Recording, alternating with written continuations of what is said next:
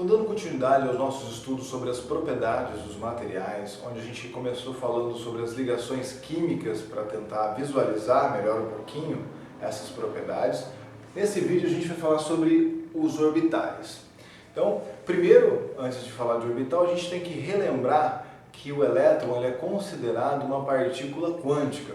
Então, por isso, ele não pode ter a sua posição perfeitamente designada. O melhor que podemos fazer é definir uma região ao redor do núcleo, na qual a probabilidade da gente encontrar esse elétron fica entre 90% e 99%. Essa região do espaço que a gente está falando aí é o orbital. Então, por conta das suas propriedades ondulatórias da matéria, o orbital ele corresponde a um padrão de onda estacionário em 3 dimensões que nós podemos visualizar melhor em 2D. Eu vou fazer alguns desenhos mostrando esses padrões aqui pra gente. A quantidade que está variando, vamos dizer, ondulando, é um número de onda que a gente chama de π. E os valores podem variar de ponto a ponto, com a função de onda. Então, os orbitais de todos os tipos são nada mais do que meras funções matemáticas, que descrevem esses padrões particulares de ondas estacionárias, que a gente pode plotar num gráfico, mas não vai ter muito significado físico não. Então, por conta dessas propriedades ondulatórias, o que a gente vai ter no final das contas de significado físico é o plot dessa função de onda ao quadrado. Então, vou mostrar um pouquinho sobre os orbitais S, P, D e F.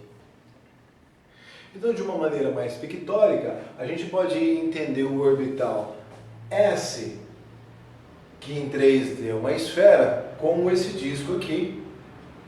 E aqui a gente pode colocar até 2 elétrons no interior dessa esfera que está orbitando ao redor do núcleo. Aqui o outro orbital é o orbital P. Aí a gente pode colocar ele tridimensionalmente aqui como no eixo X, por exemplo aqui, no eixo Y e no eixo Z entrando na lousa. Então a gente teria Px, Py e Pz, cada um desses orbitais com 2 elétrons, totalizando um total de 6 elétrons desse conjunto de orbitais aqui, P. Teremos também os orbitais D, que podem receber até 10, e os orbitais F, que podem receber até 14. Os desenhos são muito mais complicados, eu nem vou me atrever a tentar desenhá-los aqui, mas se for o caso, em alguma situação específica no futuro no curso, eu apresento. O que a gente vai usar efetivamente são esses 2 orbitais aqui, e aqui é muito útil, por exemplo, se a gente tiver 2 orbitais, dois elementos com, por exemplo, o orbital S incompleto, a gente pode fazer uma ligação entre esses orbitais aqui que estão parcialmente preenchidos, e aí, na hora que a gente faz essa ligação, o que acontece efetivamente é que a gente tem uma redução da energia desses caras, e aí você tem a formação de uma ligação de compartilhamento de elétrons, uma ligação sigma, tá?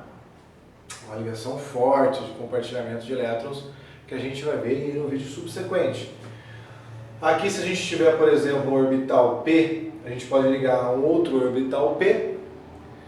Aqui a gente tem uma ligação frontal, aqui a gente vai ter uma ligação lateral.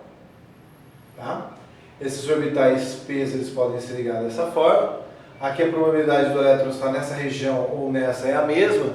Então, o que você forma ao longo do plano da molécula é esse orbital tal como esse aqui, no qual a probabilidade do elétron estar nessa região ou nessa é a mesma, formando um π. Tá? Π. Daí a ligação π, mais fraca que a ligação sigma. Mas também é um tipo de ligação de compartilhamento de elétrons. É muito útil para a gente trabalhar com as hibridizações desses orbitais S e P, e depois a ligação entre um orbital SP com outro orbital SP, fazendo também uma ligação sigma. Então o orbital S, que a gente pode representar bidimensionalmente como esse cara aqui, e um orbital P, apenas um, a gente forma uma ligação sp. Se eu tivesse 2 orbitais p, então seria sp2. Se eu tivesse 3 orbitais p, sp3. Aqui eu só estou ilustrando, tá? Então a gente pode construir essa hibridização. E então você teria um orbital tal como esse aqui. É muito importante pensar nessa hibridização não como um complicador, mas como uma tentativa de explicar alguns fenômenos, como por exemplo a ligação dos elementos que estão na família 4A. A gente tem, por exemplo, o carbono como um elemento dessa família, e o silício ou o germânio, mas vou começar com o carbono, que a distribuição eletrônica é menor.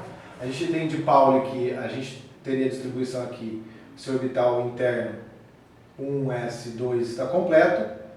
Aqui a gente tem 2s2 com 4 elétrons e 2p2 com 6 elétrons.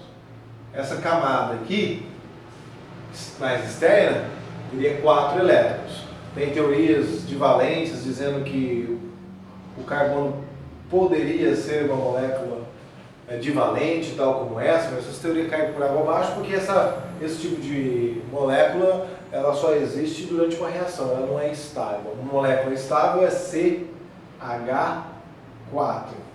Essa aqui é uma molécula estável, tá? Então, a gente espera que o carbono faça 4 ligações, família 4A.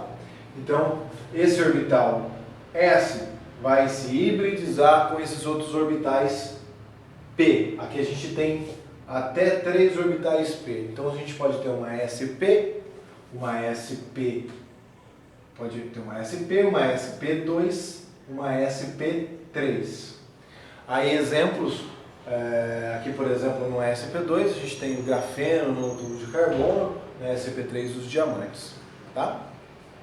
Então, a nossa primeira visão do orbital é que, basicamente, a gente, de uma maneira pictórica, está ilustrando o que a gente obtém de uma função de onda que tenta descrever, né, uma onda estacionária que tenta descrever essa posição do elétron, e essa função de onda ao quadrado ela é tal que você tem a probabilidade de encontrar esse elétron ao redor do núcleo, em alguma região. Aí você consegue resolver essa equação de Schrödinger e obter esses orbitais, que não são verdade absoluta, não são uma realidade física, e sim um modelo matemático para tentar descrever ligações nas quais a gente observa um ângulo aí, de ligação de 109 graus, 120 graus, 180 graus. Tá? Então, na natureza a gente observa essas ligações, a gente cria um modelo matemático para descrever como essas ligações acontecem. Ok?